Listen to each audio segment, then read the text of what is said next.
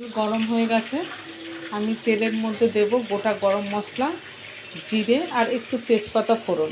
এই ফোড়নের মধ্যে এবার দিয়ে দেবো কুচানো পেঁয়াজ। পেঁয়াজটা খুব কড়া করে ভাজিনি, তবে একটু গোল্ডেন কালার হয়ে এসছে।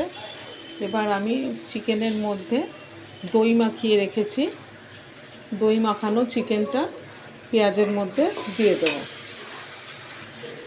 ভালো করে মাংসটা আমি ভেজে নেব পেঁয়াজের সাথে। চিকেনটা কাঁচা লঙ্কাতেই করব, তার জন্য আদা রসুন আর কাঁচা লঙ্কা পেস্ট করে নেব।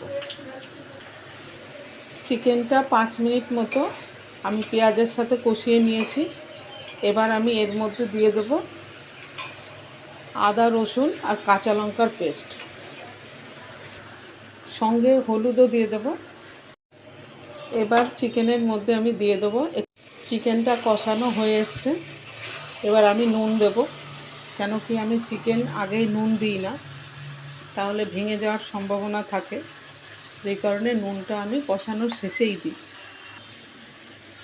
এদিকে আমার আলুটাও ভাজা হয়ে গেছে, আলুটাও তুলে নেব। ভাজা আলুটা এর মধ্যে দিয়ে দিলাম, দিয়ে মাংসর সাথে সামান্য কষিয়ে নেব। আলু ভাজার কড়াইয়ের মধ্যেই আমি জল দিয়ে দিলাম, কেন কি গরম জল দেব আমি মাংসের ঝোলে।